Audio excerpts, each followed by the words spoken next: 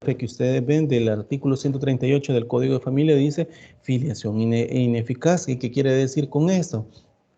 Ya se ha hablado hasta incluso por jurisprudencia emanada por cámaras que en estos supuestos, ¿verdad? Se entiende cuando una persona se ataca el registro de las personas o el registro de partida de nacimiento, más no la afiliación. Entonces, o sea, una persona, esto es el 138 con el 27 de la ley transitoria, se puede decir que una persona tiene una sola partida de nacimiento, ¿verdad? Y no puede ser más, ¿verdad? Partiendo de eso, sí, me están queriendo preguntar. Veo que el micrófono me lo están... Sí, dígame. Permítame, quiero ver. ¿Quién me levanta la mano?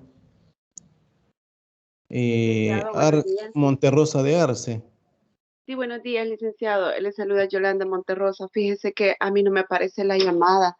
En la clase anterior, mi compañero Miguel me invitó y en esta clase igual. Entonces parece que no estoy agregada a su clase. Mire, yo les mandé a todos un correo y ahí está el direccionamiento para que todos se pudiesen meter y agregar, ¿verdad? Así lo han hecho la mayoría. Unos cuantos me han estado pidiendo que lo agregue, pero usted lo puede hacer. Ya Ok, voy a ver, gracias, licenciado. Muy yo voy a amable. ver, Gracias. yo voy a ver cómo le puedo ayudar en eso, pero el detalle está que me quedo así con robarles tiempo a ustedes, estarles agregando, ¿verdad? En la clase. Pero bueno, voy a ver en este momento cómo le puedo ayudar. Sí, gracias, Osvaldo, por compartir el enlace que yo les había dado. Gracias, muy amable.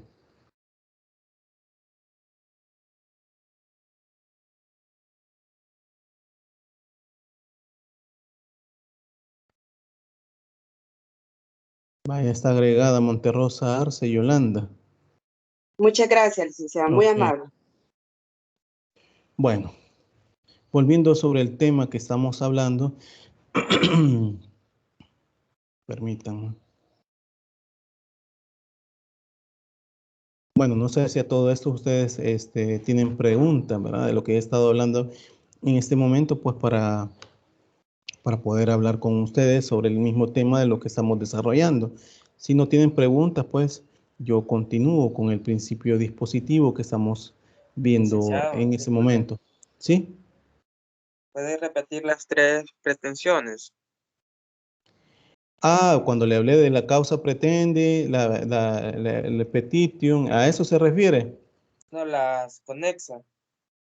Ah, las pretensiones conexas, cuando les estaba diciendo de eso, es que, bueno, siempre van a ver ustedes al momento de plantear una demanda que hay una pretensión principal, ¿verdad?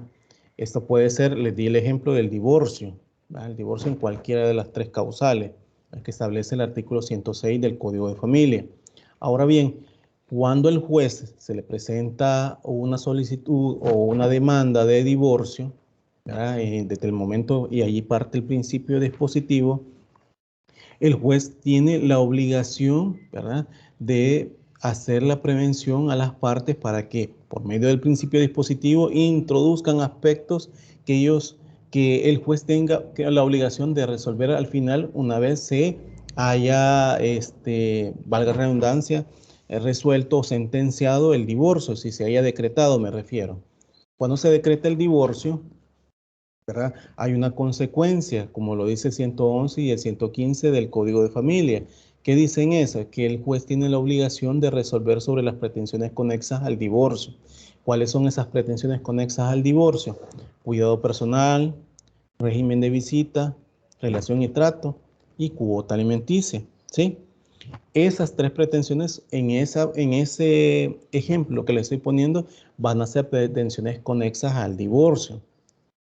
Si ponemos otro ejemplo, como por ejemplo el cuidado personal, como lo dice el artículo 216 del Código de Familia, el juez tiene la obligación, una vez haber resuelto quién de los padres son idóneos para el cuidado personal de sus hijos, ¿verdad? El que han pedido que el juez resuelva, el juez tiene la obligación, así conforme al 216 y 217, 247 del Código de Familia, resolver aspectos sobre la cuota alimenticia y el régimen de visita, relación y trato. Entonces, esas son pretensiones conexas al cuidado personal, ¿sí?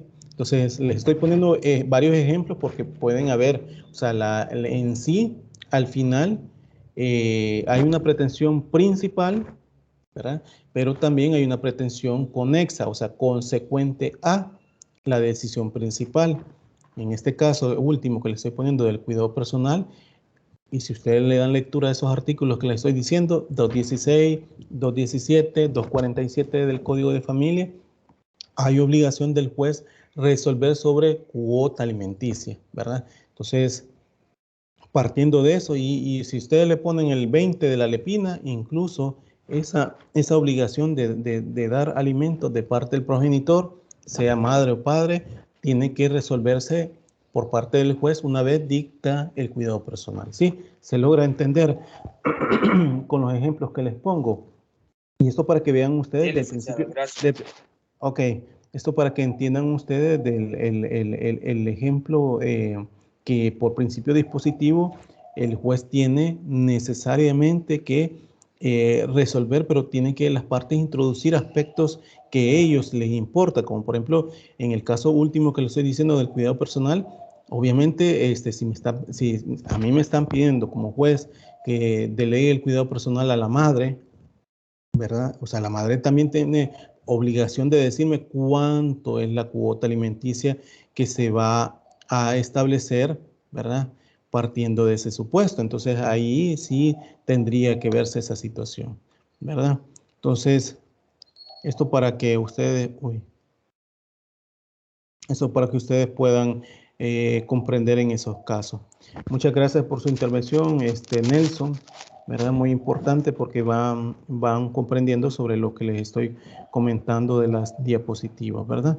Entonces, volviendo al tema, pues esa sería cuando les estoy hablando del iuria novia curia, también que el juez puede de alguna manera adecuar pretensiones, ¿verdad? Y eso también es un de los supuestos que puede haber en el principio dispositivo, es decir, me introducen una causa o una petición de una situación, ¿verdad? Y que a la vez pueden ser redireccionados, ¿verdad? Por el principio de dispositivo, pues, y también por el principio de iuria novia curia, que el juez sabe de derecho. En el mismo sentido, ¿verdad? Debe reconocerse que el juez a su vez es un director de proceso. Eso deben de tenerlo presente, que el director de proceso va verificando esa situación y frente a esto encontramos actividades suyas que en modo alguno alteran ese control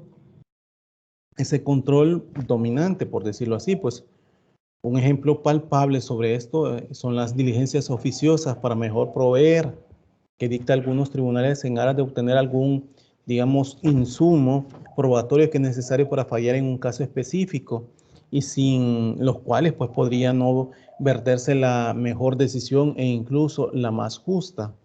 Si ustedes leen el artículo 119 de la Ley Procesal de Familia, habla que prueba para mejor proveer. Es decir, imaginémonos que estamos en un escenario de la audiencia de sentencia y estamos escuchando prueba y hay una situación emergente, una situación que tuvo que haberse introducido al proceso y que el juez obviamente en su momento no se percató, pues es humano el juez o jueza, ¿va? Y puede equivocarse y igual las partes no introdujeron esa situación, ¿verdad? Pueden, para mejor proveer, pedir prueba en ese momento. Eso lo dice el artículo 119 de la Ley Procesal de Familia, ¿verdad? Y se trata, pues, de una actividad oficiosa que, si bien pertenece al espectro probatorio, la herramienta cuya titularidad corresponde a las partes se vuelve incluso necesaria y por ende facultativo en el juzgador. Otro ejemplo que podemos ver es el artículo 139, literal A y B, si no me equivoco, de la Ley Procesal de Familia, donde habla con respecto a que el juez puede perfectamente, cuando son cuestiones de alimentos, incluso dictar medida cautelar de cuota alimenticia provisional para los hijos, ¿verdad? O en todo caso, ordenar prueba para poder determinar si hay capacidad económica para ambos padres que están haciendo esa, o sea, se está discutiendo y que es necesario determinar su capacidad para establecer una cuota alimenticia, ¿verdad? Justa y proporcional a su capacidad económica, ¿sí? Entonces, esa es la situación que podemos ver que se vuelve necesaria y por ende facultativa en el juzgador, ¿verdad? Ahora bien, el mencionado tribunal, pues incluso, pues, o cualquiera, pues, que juzgado, pues, recalcando esta oposición, ¿verdad? Que en el caso pudiesen determinar, por ejemplo, cuando le hablo del mencionado tribunal, pues me refiero al tribunal de español, ¿va? Que venimos hablando, pues si que se establece que la oposición ha dicho que viene a hacer a una limitación o que si se quiere una excepción al principio dispositivo que rige, ¿verdad? En el proceso, incluso, bueno, en cualquier proceso, no solamente familia, civil, sino que en cualquiera, pues, pero en este caso, hablando en el que nosotros estamos viendo, pues el civil, y que se traduce en que las partes a quienes corresponden presentar, ¿verdad? Y solicitar las pruebas que se consideren procedentes, aunque no sirve para suplir la inactividad de las partes, la facultad que el juzgador otorga a la ley, ¿sí? Esa situación tendría que verse de una manera, digamos, reflexiva, porque cualquier forma de tenerse mucho cuidado y reflexionarse sobre la amplitud de esta facultad, pues, en la medida que mal regulado puede aperturarse la posibilidad de balance en el desfile probatorio que termine favoreciendo a una de las partes. Sin embargo, pues, ya hemos dicho que en materia de familia, cuestiones meramente de derecho social, ¿verdad? Y que también predomina el principio de la verdad real, en el sentido de que este principio también tiene que determinarse o se busca una situación que pueda llegar a una verdad de ese supuesto, ¿sí? Entonces, en ese sentido, pero hay que tener mucho cuidado a la hora de poder, ordenar algún aspecto que pudiese verse como un alineamiento del juez a una de las partes. ¿Por qué les digo esto? Porque también las mismas partes pueden recusarlo porque pueden decir que se están alineando a una de las partes y eso puede de alguna manera incidir negativamente en su decisión. Y por eso es que hay que tener mucho cuidado al momento de dictarse de esa forma. O sea, me refiero a la medida, me refiero a aspectos de decisiones que se puedan tomar, ¿verdad? Sí, se logra entender en ese aspecto. ¿Se logra entender lo que les estoy comentando? Sí, gracias. Ok. Bueno, entonces, en cuanto a la relación, ¿verdad? O vinculación de este principio con el proceso sustanciado, ¿verdad? Bajo el régimen de la oralidad, debemos de decir que es importante destacar que el mismo se ve limitado en la medida que hay una actividad más participativa y protagónica del juzgador o juzgadora, ¿va? Que le impide dejar de accionar o reaccionar ante los distintos eventos que se suscitan en el interior del proceso o diligencia, ¿verdad? Es decir, una vez fijados los términos del debate, ¿verdad? Porque de eso se trata desde el momento que de la demanda se presenta y que el juez la ha calificado y que no le hace prevención, sino que lo ha determinado y que obviamente en la audiencia preliminar fijó los hechos, se debe determinar aspectos, ¿verdad? Que hay que establecerlo, ¿va?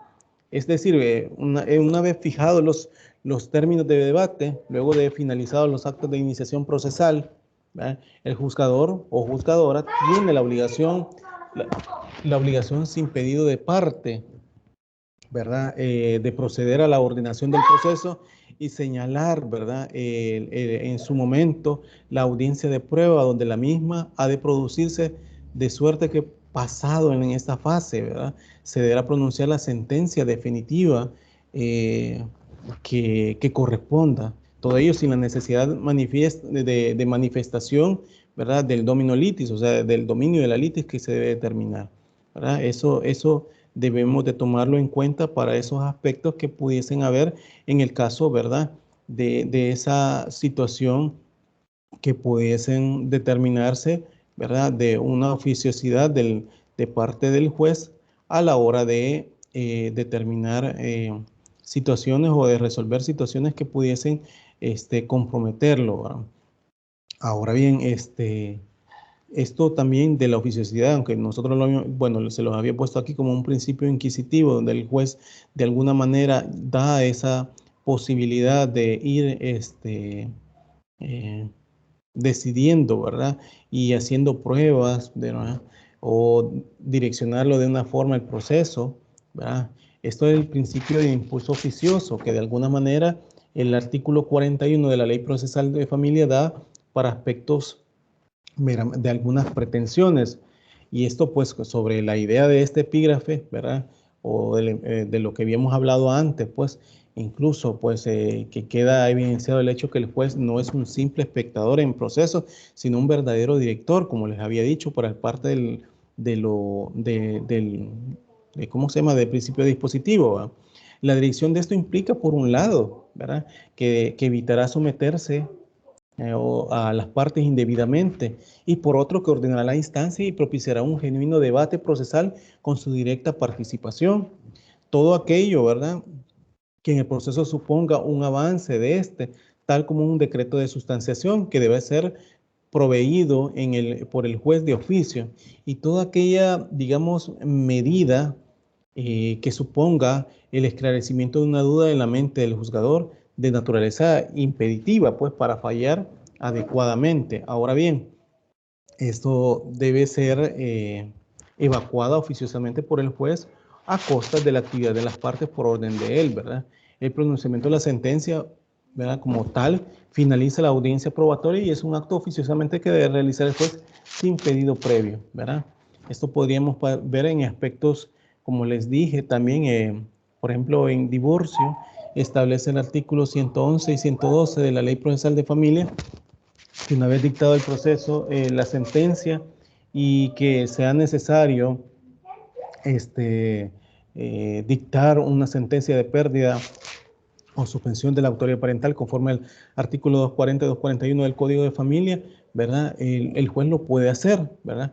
Y aquí es donde se introduce una pretensión, aunque las partes no quieran hacerlo, pero el juez puede incidir en esa situación, ¿verdad? Y también exigirle a las partes que, ¿verdad?, presenten prueba X, ¿verdad?, que el juez sea necesaria para hacerlo y que debe de resolver sobre una situación. También podemos ver en el caso de tutelas. Si ustedes leen el artículo 300 del Código de Familia, dice que una vez que el juez tenga el conocimiento que una persona, ¿verdad?, aunque el Código de Familia toma aspectos o conceptos peyorativos, porque dice persona incapaz, ¿verdad?,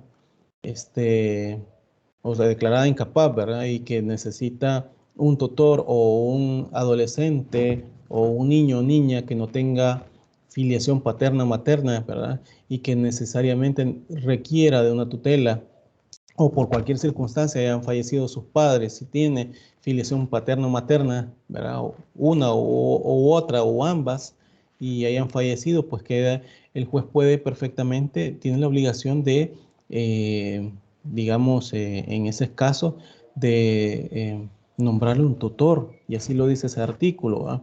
Entonces, esa es la situación que pudiese ver, ¿verdad?, en el caso que el juez a costa de las partes puede pedir alguna actividad, ¿verdad?, de ella, a costa de la actividad de las partes por orden de él, ¿verdad?, o de ella como juez, ¿verdad? Ahora bien, el pronunciamiento de la sentencia como tal finaliza la audiencia probatoria, como les había dicho, pues sí, es un acto que oficiosamente debe realizar el juez sin pedido previo. Ahora bien, el régimen procesal de familia es oral, y este principio tiene mucho más incidencia en el escrito. ¿Por qué? Porque el control de las audiencias, en este caso preliminar y de sentencia, obliga al juez a su ordenación y desarrollo, y por ende a pronunciarse más amplia y abierta sobre diversos tópicos que el proceso escrito estaría impedido. ¿Se acuerdan que en la clase anterior habíamos hablado sobre ese principio bueno, por la escritura, ¿verdad?, que imperaba en los procesos, ¿verdad? Pero esa situación hay que de alguna manera determinarse, ¿verdad? Que en familia está un tanto, es un híbrido entre lo que es la escrituración, ¿verdad? Lo que se pide por medio de escrito, ¿verdad? O todos los actos que se hacen quedan documentados mediante actas, etcétera, en el proceso, de manera escrita, ¿verdad? Y no oral, ¿verdad? Pero también hay aspectos de oralidad de las audiencias, pero sin embargo, siempre se documenta en esta situación del proceso, ¿verdad? De lo acaecido en ello.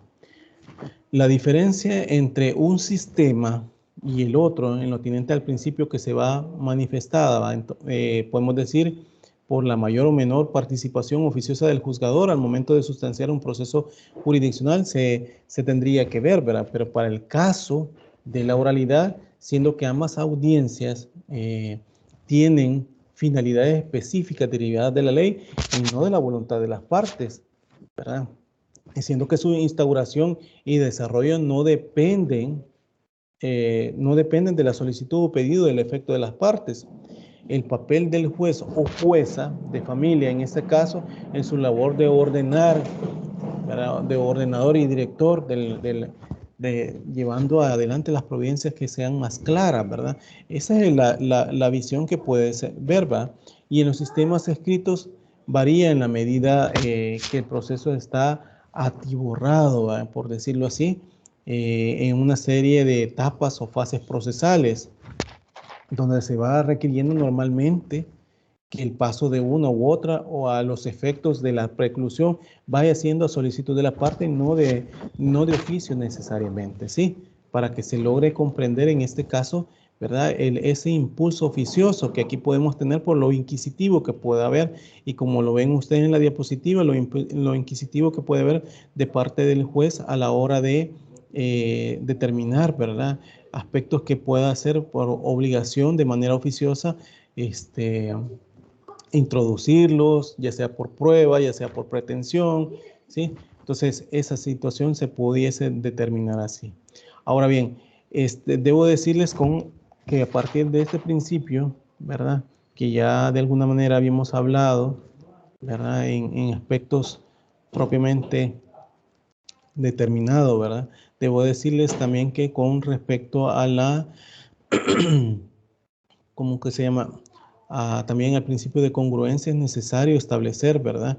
En el sentido de qué debo de determinar con este mismo supuesto, ¿verdad? En ese sentido les debo de decir, ¿verdad? Como parte integrante del contenido esencial del debido proceso, encontramos la congruencia procesal, ¿verdad?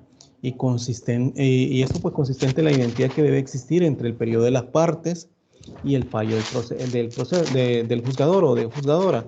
Lo que les dije hace un momento, ¿verdad? Entre lo que se ha determinado, se ha establecido mediante el principio dispositivo por medio de la demanda, solicitud de parte de las partes, incluso en la contestación de la demanda, reconvención, etcétera.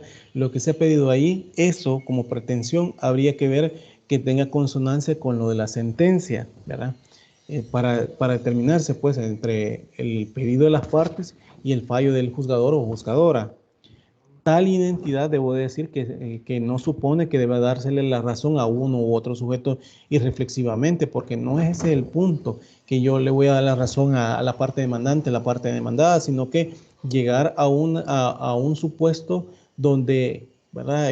La decisión sea más atenuada y en beneficio del todo, en este caso, pues del grupo familiar o que está como parte en este proceso, ¿verdad? Entonces, eso debemos de tomar, ¿verdad? Que debe dársele la razón a uno u otro sujeto y reflexivamente no es así, ¿verdad? Sino que en el ámbito respecto del cual quedará circunscrita la decisión que gire en torno a los términos de la pretensión o resistencia, según sea el caso, ¿verdad? Para determinar en eso.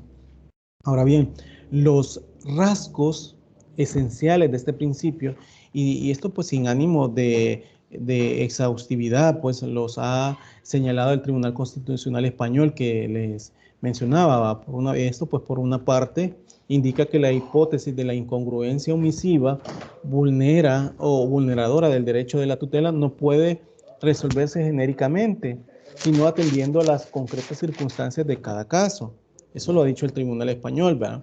Además que, digamos que particular relevancia posee la distinción entre aquellos casos en los que la omisión jurisdiccional se refiere a las alegaciones aportadas por las partes en defensa de sus pretensiones y estas últimas, es decir, consideradas, pues si lo respecto de las primeras, pues puede no ser necesariamente una respuesta explícita y pormenorizada, digamos, a todas ellas. Y además, ¿verdad?, la eventual lesión del derecho fundamental deberá de enfocarse desde la prisma del derecho a la motivación de toda la resolución. Esa motivación que también el juez va a tener que ser por qué su decisión va en ese rumbo, ¿va? Y respecto a la segunda, digamos, la exigencia de respuesta congruente que se muestra con todo rigor, sin más posible excepción, ¿verdad?, que la existencia de una desestimación tácita de la pretensión sobre lo que denuncia la omisión de una respuesta explícita, ¿sí? Otro aspecto relevante es que para que sea posible apreciar la existencia de una respuesta tácita a las pretensiones sobre las que se denuncia la omisión de pronunciamiento, es preciso que el motivo de la respuesta pueda deducirse del conjunto del razonamiento de decisiones. Igual, por último, puedo decir otro aspecto que radica en el hecho de que habrá igualdad, pues, igualmente, pues, ¿verdad?, de comprobarse para que la pretensión omitida fuera efectivamente, ¿verdad?, que se refiere a cuestiones que deban, digamos, ser consideradas en la decisión que hubiera podido determinarse en un fallo distinto al pronunciado, por decirlo de esa forma. Pero este principio, ¿verdad?, por una parte se encuentra íntimamente ligado al deber de motivación de las decisiones judiciales y al principio iura novie curia, o sea, el derecho sabe, el juez sabe de derecho, perdón, y en virtud de esto, pues, los tribunales no tienen la obligación de ajustarse en los razonamientos jurídicos que les sirvan para motivar sus fallos a las alegaciones de carácter jurídico. Eso pues aducidas por las partes y pueden basar sus decisiones en fundamentos jurídicos distintos, pues la tradicional regla encarnada en el citado aforismo las autoriza para ello, pues. Y en virtud del deber de motivación tampoco debe de decidirse, ¿verdad? Dice que se autoriza a exigir un razonamiento judicial pormenorizado, ¿verdad?, de todos los aspectos planteados por una u otra parte, considerándose suficientemente motivadas aquellas resoluciones judiciales apoyadas en razón que permitan conocer cuáles han sido los criterios judiciales esenciales fundamentales de la decisión. Eso para tomarlo desde ese punto de vista, pues para que ustedes puedan verlo, ¿verdad? Que hay límites, ¿verdad? Ahora bien, la jurisprudencia de la Sala de lo Constitucional de la Corte Suprema de Justicia se ha referido también a este principio y ha dicho incluso, ¿verdad?, que la congruencia obtiene su concreción, ¿verdad?, en el proveído final del juzgador. Eso pues entendiéndose ese proveído final como la sentencia definitiva, ya que es el momento que representa frente a la tutela efectiva de los derechos de los gobernados, ¿verdad?, para determinarlo desde ese punto de vista. La obligación incluso, dice la sala, de circunscribirse a las pretensiones del actor, es decir, lo que se está pidiendo, lo que se ha establecido. Y en definitiva, dice la sala en la Constitucional, al no haberse planteado en la demanda una concreta o específica relación de los hechos, ¿verdad?, por los cuales con el demandante estima que la sentencia constitucional o sentencia definitiva viola sus derechos constitucionales y es imposible efectuar un enjuiciamiento de constitucionalidad, perdón. ¿Por qué? Porque no se precisó el objeto de dicho examen, ¿verdad? O sea, con esa circunstancia, pues incluso si no la hay en esa decisión, lo que procede en todo caso, pues, dictar ¿cómo dice esto?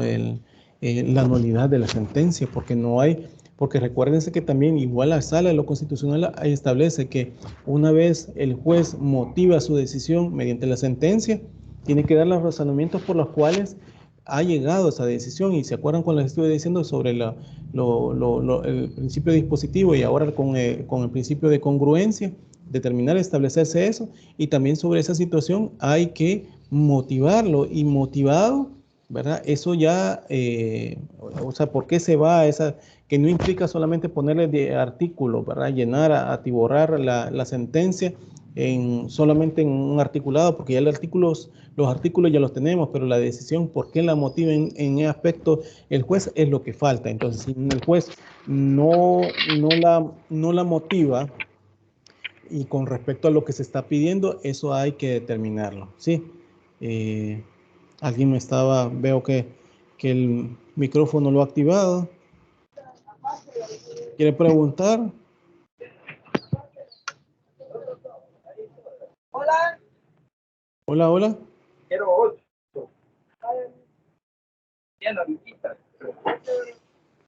Pérez Aguilar tiene el micrófono encendido.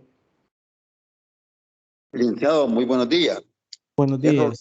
Rolando, yo quiero hacer una sugerencia, ya que ha habido un espacio ahí ahorita en este momento. No soy yo el que estaba la interferencia del micrófono, pero quiero hacerlo antes. Fíjense que yo soy un empleado público y entro a las 7:30, pero sí voy a conectarme de 6:30 a 7:30. La media hora restante yo la voy a ver por video. En cuanto a los trabajos, en los trabajos que va a dejar en grupo y todas las exponencias, me gustaría que en mi caso haga una excepción de que sea de los primeros o los segundos que voy a ponencia, cuando haya ponencia de defensa del trabajo. Quien le saluda es Dolores Rolando Flores Joya. Yo soy un empleado público y pues entramos a las 7:30, entonces me voy a conectar hasta las 7:30 y la otra media hora me la voy a copiar escuchando el video. Quiero que por favor, pues... Ok, para comprender, perdón que le interrumpa, para comprenderle, usted quiere ser de los primeros que se haga de los grupos, ¿a eso se refiere? Sí, cuando pasamos la ponencia, yo ahorita no tengo grupo, no sé con qué grupo voy a trabajar, así es que yo también le hice la sugerencia ahí a los compañeros que me incorporaran en un grupo de trabajo. Los que ya me conocen, los que no me conocen, pues que me adopten a trabajar. Yo ya soy una persona profesional, pues que sé de mis compromisos y pues estoy de acuerdo a trabajar, sea con varón o sea grupo de hembra, a modo que ambos trabajemos con el desempeño que debe de ser en el grupo, aportando todo, ¿verdad? Entonces ya he trabajado con varios, pero ahora pues no me incorporé a la clase anterior ya mediado, por eso es que no tenía esa información. Entonces, pero hago énfasis que por favor me incorporen en el grupo para no quedarme fuera de grupo y trabajemos. No, ¿verdad? como Dolores Rolando Flores Joya. le vuelvo a repetir, Dolores Rolando, le vuelvo a repetir, había dado para el día miércoles para que todos lo hicieran por afinidad. Si no lo hacen por afinidad, yo lo voy a hacer, pero por los que no han o no tienen o no me han externado nada, de ahí voy a agarrar la lista. A eso me refiero, Rolando. Usted no se va a quedar sin grupo, siempre va a estar ahí y va a depender de cómo la dinámica de las actividades que se estén haciendo, ¿verdad? Para que se comprenda. Dígame, Carlos Paz Fuentes. Gracias. Ok. Buenos días, licenciado. Gracias por el espacio. Escuchando al doctor Rolando Flores Joya, él puede trabajar conmigo. Ah, bueno, Bien, entonces... perfecto, Carlos. Entonces ahí lo comunicamos al 7273-5309, el WhatsApp. Perfecto. Ahí pueden ver entonces entre ustedes, ¿verdad? Gracias. Bueno, ¿hay alguna pregunta hasta este momento sobre lo que ya he hablado yo de los principios?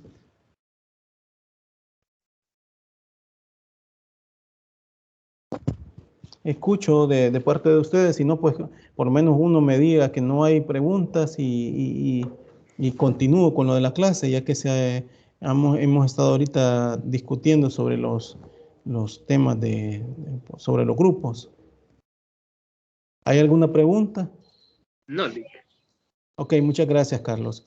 Bueno, volviendo hasta este punto, pues como les había dicho del caso de la congruencia que estábamos hablando, ¿verdad? De ese principio de congruencia, lo que debe entenderse como tal, la motivación que se debe de hacer de las resoluciones, ¿verdad? Y en ese sentido debo de decirles, ¿verdad? Que pues el haberse planteado, volviendo a retomar, ¿va? Determinarse esa motivación de parte del juez, ¿verdad? A establecerse, ¿verdad? En ese examen, ¿verdad? Que se determina toda la prueba, ¿verdad? Todo lo vertido, ¿verdad? Es decir, la congruencia de las decisiones estatales se mide incluso, pues, por el ajuste o adecuado entre la parte dispositiva y los términos en que en particular ha formulado una petición. Y sin embargo, la incongruencia también puede existir cuando hay, digamos, tal desviación de la justificación de la decisión que prácticamente supone una completa modificación de los términos de la petición. Y en ese sentido, es oportuno mencionar que la incongruencia como concepto con sustantividad, ¿verdad?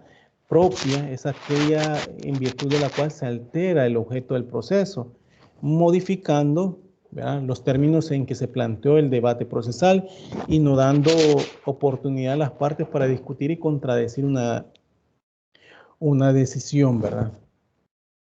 Paralelo a este concepto, o contrario sensu, ¿verdad?, aparece la denominada incongruencia omisiva, ¿verdad?, en virtud de la cual el juzgador no es que se pronuncie alterándose o excediéndose sobre lo pedido, ¿verdad?, sino que se resuelve cuestiones no sometidas al debate. Permítame que como que me parece... No, perdone. Bueno, mencionándolo incluso, pues, en esa situación, ¿verdad?, del debate que puede haber, pues, y del modo, o del mismo modo, pues, que la respuesta implica una incongruencia por omisión que conlleva una denegación técnica, ¿verdad?, de justicia, incorrección, ¿verdad?, procesal que incide, asimismo, en el derecho fundamental a la defensa, ¿verdad?, puesto que se sustrae a la parte la posibilidad de contradecir u oponerse a una decisión sobre un tema propuesto o un tema discutido, introducido en legal forma por la demanda, por la solicitud, por la contestación de la demanda, por la reconvención, ¿sí?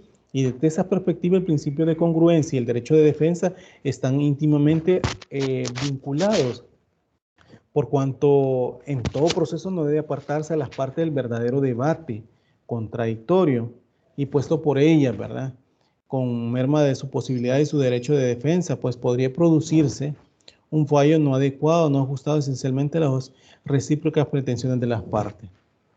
Ahora bien, el proceso de familia, así como cualquier otro, como el civil, ¿verdad?, está regido bajo el método de las audiencias o el escrito incluso, pues, porque ya les he dicho que hay aspectos que se introducen por medio de la escritura, ¿verdad?, y no escapa del control exhaustivo de este principio, siendo que es un proceso constituido, ¿verdad?, por una audiencia preliminar y una audiencia de sentencia. El momento de procesar, delimitar, ¿verdad?, de los efectos de este principio será aquel en cual quedan fijados los términos del debate y por ende se pasa a controvertir los hechos sobre los cuales se han proferido, ¿verdad?, las alegaciones. Esto se constituye luego de la finalización de los actos de iniciación, entendiéndose luego que se ha cerrado la etapa para contestar la demanda. Eso para determinarlo. Yo aquí creo que en la diapositiva les he puesto también incluso aspectos de la motivación y de la Sala de lo Constitucional con respecto a esto, ¿verdad? Esta 130/2004 que se establece con respecto a la motivación, pero también pueden ver ustedes otros aspectos con respecto a eso. Hay otra sentencia de la Sala de lo Constitucional, como por ejemplo la sentencia de amparo 194 de 1999, de esa del 30 de mayo del 2000, que en esa sentencia el tribunal pretende destacar que en materia de amparo constitucional no basta la simple alegación como tal o cual pues sentencia ordinaria le causa perjuicio, ¿verdad? Sino que es preciso formular las relaciones de hecho que giran alrededor del acto, presumiblemente violatorio, ¿verdad? Con las especificaciones de las acciones u omisiones que radican en la violación. Esto les estoy poniendo yo ejemplos de la Sala de lo Constitucional que también toma, ¿verdad? Porque allá es un proceso constitucional, ¿verdad? Que se sigue. En el caso de nosotros también es proceso de familia, pero no escapa de esta situación de la que les estoy hablando, ¿verdad? También pueden ver ustedes en la 108-1998 del 14 de julio del 99, donde también la sala dijo que la cuestión se complica en la sentencia, ¿va? Cuando una decisión judicial resuelve cuestiones no sometidas al debate. ¿No sometidas en qué? ¿En qué sentido? Por la escritura, mediante demanda, ¿verdad? Entonces, y sobre las cuales las partes no han tenido ocasión de defender sus respectivos puntos de vista, ¿verdad? Porque también ahí está ligado, como les dije, el derecho de defensa para determinarlo. Entonces, ese es otro ejemplo que pueden tomar ustedes para establecer que hay sentencias con respecto a eso. Ahora bien, cabe destacar, sin embargo, que los fines del principio de congruencia dentro del sistema oral no basta que haya una etapa preliminar, pues, dilucidada en audiencia, en donde se extraigan los hechos ya fijados para el debate. Importa incluso, ¿verdad? Sin embargo, que el juzgador provea las ordenanzas precisas para el desfile de pruebas que se desarrollen, ¿verdad?, en torno al objeto de debate y por definición que haya un pronunciamiento donde esté recogido, ¿verdad?, cada aspecto o elemento arguido y fijado por las partes, ¿verdad? Entonces, introducido por ellas, pero también debemos de ver la oficiosidad del juez, pero también en ese sentido hay que determinarlo, ¿verdad? En lo del principio inquisitivo que también les había hablado a ustedes y que es la oficiosidad del juez. Ahora bien, en el principio relativo a la prueba, y esto pues debemos de tomar en cuenta, parte siempre de la idea que los principios no son disposiciones impersonales y abstractas proveniendo del poder legislativo, pero sí máximas de conducción o regla que determinan muchas veces los cauces de actuación. Y encontramos algunos que están referidos precisamente a lo que constituye el apartado principal o de mayor importancia en el proceso, tal cual es el probatorio. Fijados los términos del debate arguido, ¿verdad?, los elementos contenidos de la pretensión y de los cuales los de la resistencia, procede la recolección de los medios de prueba y por ende la valoración que la misma haya de hacerse, y son dos entonces los aspectos de especial trascendencia en este punto. Por una parte, quien recoge la prueba, y por la otra, cómo se valora. ¿Quién recoge la prueba? Como le decía, puede ser el juez en su momento cuando introduce de manera oficiosa o por el principio de inquisitivo, ¿verdad?, hace a las partes que introduzca prueba, o en todo caso las partes la introducen, pero la valoración, la admisión de esta prueba se hace en la aportación de prueba en la audiencia preliminar y su valoración se hace en la audiencia de sentencia, ¿verdad?, en ese sentido. Entonces, aquí vemos el principio relativo a la prueba también, ¿verdad? Ahora bien, volviendo a lo del principio de inmediación, que fue un tanto que les puse como, ¿cómo decirlo?,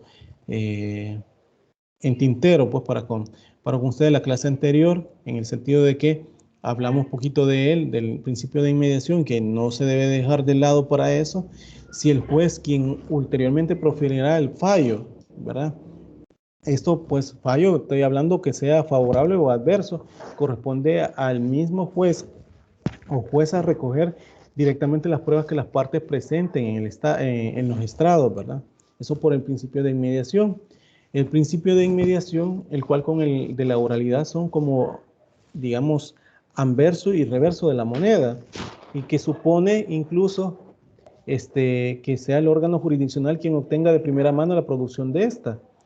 En un sistema escrito difícilmente se cumple, podemos decirlo, a cabalidad de este principio en la medida que la multiplicidad de colaboradores jurídicos de los tribunales se encarga, casi incluso, ¿por qué? Porque la oralidad es obviamente la persona cual en el momento de llegar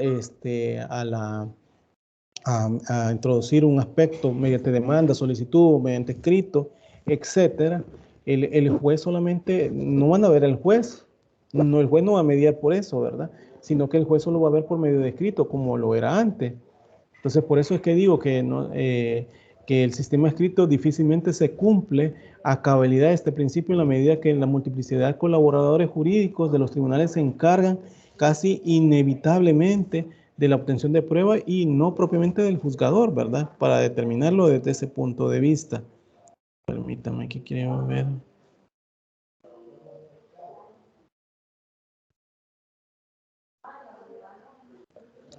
Ok, qué bien Josué está diciendo de los grupos. Tomen en cuenta también lo que él está diciendo para poder hacer un grupo ahí, ¿verdad?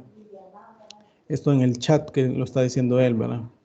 Ahora bien, en los sistemas, volviendo al tema, ¿va? En los sistemas orales, en cambio, precisamente porque hay en una primeramente fase, una audiencia preliminar donde queda fijado los términos del debate, y eso lo vamos a ver nosotros cuando estemos desarrollando una audiencia preliminar. Van a ver ustedes que al momento de desarrollar una audiencia preliminar se establece una fase de fijación de los hechos y ahí se determinan los términos del debate, así como las propuestas de prueba.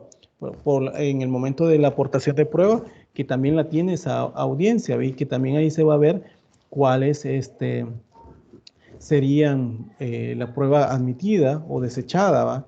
Y enseguida una probatoria donde la misma se produce. Esto sería en la audiencia de sentencia, que resulta poco probable que no sea el juzgador quien directamente la obtenga. Obtenga obviamente la prueba, ¿verdad? Me refiero. De hecho, el legislador prevé una disposición donde señala la nulidad de una audiencia no precedida por el juez. ¿Ya? Porque por eso es que si no está presidida por el juez hay una nulidad, obviamente no está el principio de inmediación para con eso. Y si entonces en ella se produce la prueba y el juez no puede faltar bajo pena de nulidad, la inmediación como principio que se obtenga acabadamente. Es decir, imaginémonos con la prueba testimonial, ¿verdad? Que se escucha por parte del juez en una audiencia. Tampoco el juez puede decir no, ¿verdad? No voy a mediar ni quiero ver el testigo. O sea, en las fases de la técnica de oralidad, ustedes van a ver también en su momento que también hay un lenguaje corporal que el juez necesariamente tiene que ver en esas situaciones para ver si el dicho del testigo es cierto o no, ¿verdad? Es por eso que existen, empero, algunos inconvenientes acerca del cumplimiento irrestrictivo, ¿va? De este principio, aún en los procesos orales, ¿verdad? Es decir, me refiero a la delegación de algunas veces que resulta inevitable, dado que la prueba se encuentra en un lugar donde el juez del proceso o diligencia no ejerce jurisdicción. ¿Verdad?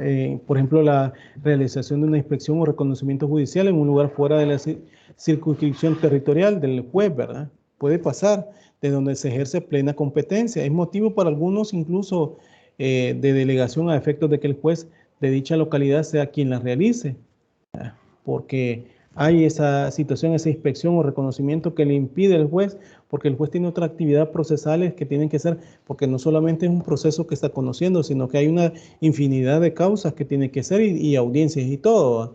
Sin embargo, hay aspectos que puede delegar, ¿verdad? En otro colega juez para lo que lo puede hacer. Y aquí donde pongo yo los ejemplos como la inspección o reconocimiento judicial. Esto pues, empero de quienes creen fielmente en este principio, así como en la necesidad, ¿verdad? De que no posea excepciones, que se considere que el juez o jueza debería trasladarse a cualquier lugar o a buscarla, ¿verdad? Esta incluso última postura puede ser la más costosa, pero la idealmente aplicable, ¿verdad? Aunque algunas veces esto tiene que ver con la geografía de cada país, pues uno como El Salvador, que puede atravesarse literalmente en 3 horas, podría evaluarse sin inconveniente la posibilidad de que sea siempre el mismo juez, independientemente de donde esté, quien debata recogerla, es decir, la prueba de determinarla. Sin embargo, en otros países mucho más extensos, la facultad de delegación importa más y resulta ser la más atinada. A mi juicio, ¿verdad? Vendría bien una regulación que ordene al juzgador trasladarse al lugar que sea recoger la prueba, siempre y cuando con la misma no esté en una distancia mayor a un determinado número de millas o kilómetros.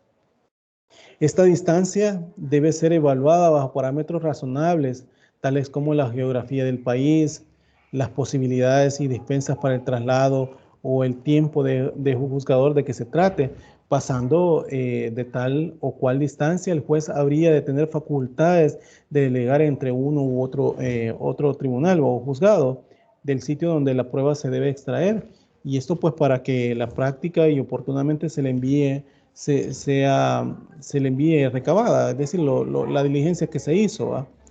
En definitiva, debo decir que se trata de prescindir, ¿verdad?, de terceras personas y buscar en la manera de lo posible el contacto personal del juez o jueza con la prueba.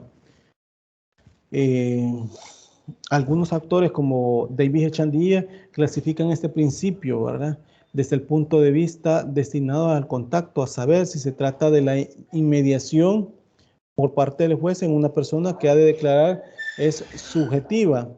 Si el contacto lo es una cosa u objeto será objetiva.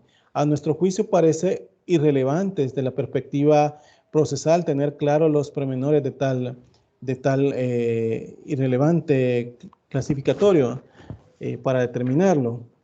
Desde la perspectiva procesal, tener un claro pormenores de tal intento clasificatorio, ¿verdad? Pues en definitiva, incluso, pues como les dije, ¿verdad?, se trata incluso de un solo contenido que debe cumplirse sin más, ¿verdad? Para ese sentido, ¿verdad? Entonces, ahí pueden ver ustedes el sentido de la inmediación de la prueba para determinarlo, ¿verdad? Esa inmediación que se debe establecer y que es el significado propiamente de él para establecerse, ¿verdad? Entonces, bueno, ¿hay preguntas hasta acá sobre lo que he hablado? Escucho si hay preguntas. Ok, muchas gracias. Todo bien, Lee. Ok, muchas gracias. Sí, dígame. Y con referencia a la territorialidad y con lo que usted nos estaba diciendo con la situación de la prueba, siempre se manejaría, digamos, de un juzgado con otro por pensamiento. Perdón, no le escuché, vuelvo a decirle, no, se le escucha como entrecortado. Sí, en relación de... Sí, es que tengo problemas con el Inter. Ah, pero vuelvo a hacer la pregunta, lo escuchamos. No haga la pregunta. Que es un caso de familia. Es que es el caso, tenemos que hablarnos en casos de familia, ajá, pero dígame.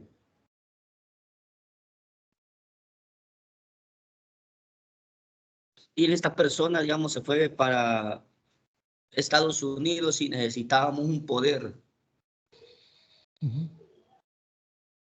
Pero este poder se supone que otra persona ya lo había adquirido. ¿Cómo comprobarlo? Poder de... No le comprendo mucho la idea en el caso de una que... herencia o de...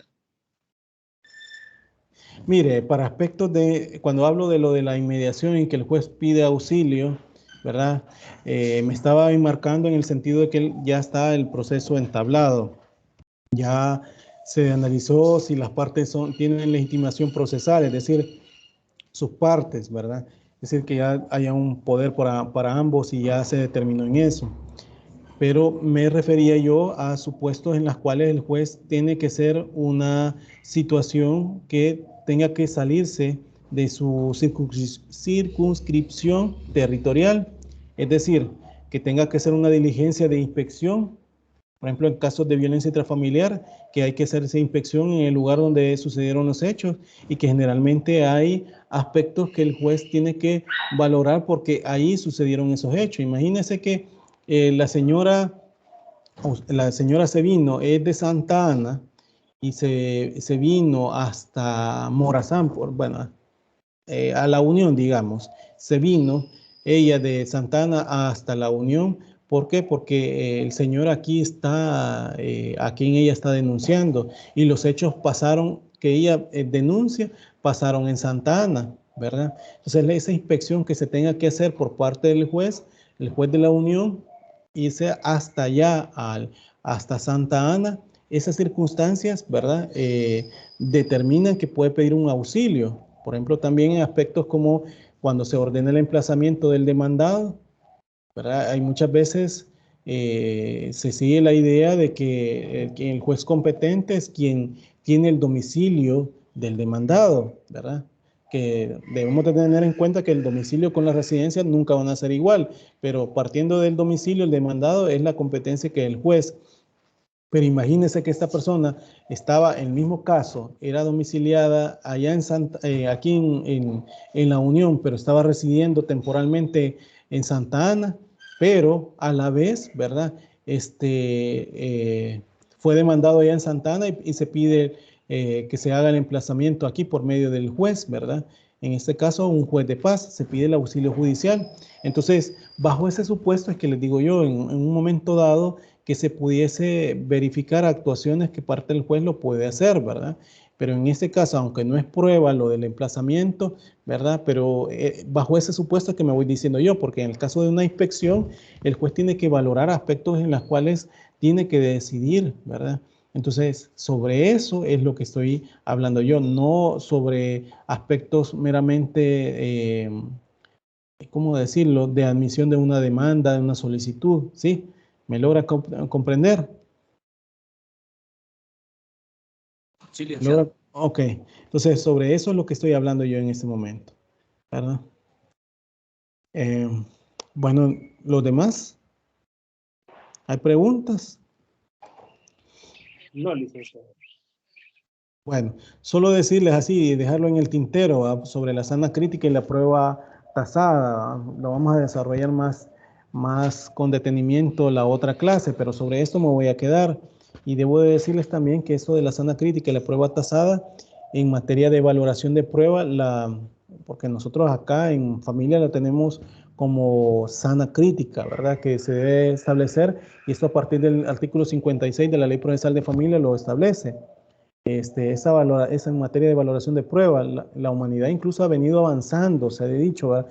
Que en la medida que se ha ido, digamos, superando algunos arcaísmos de la Edad Media, a través de los cuales la robustez, ¿verdad?, de esta se hacía depender del divino o de la naturaleza al azar. Así se establecía, ¿verdad?, para esta situación de valorar prueba, pero no obstante esto, pues hoy en día existen sistemas de derechos